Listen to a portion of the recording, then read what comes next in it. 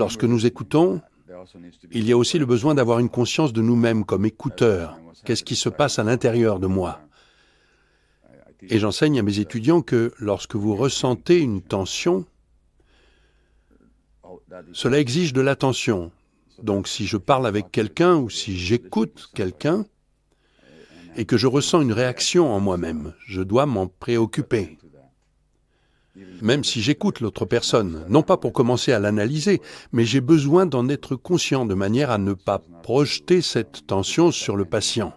Une étude a eu lieu il y a quelques années de cela qui étudiait les patients et les thérapeutes en interaction.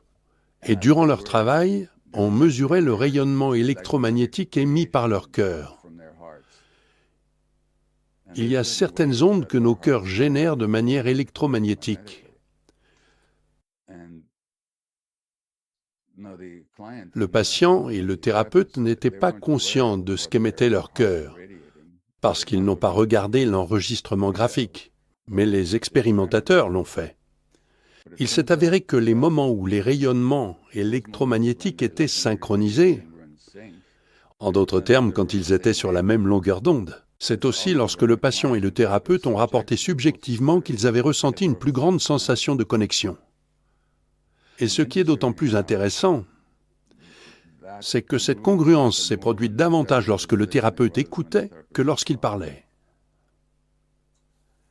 Ce qui est radicalement le contraire du modèle médical courant.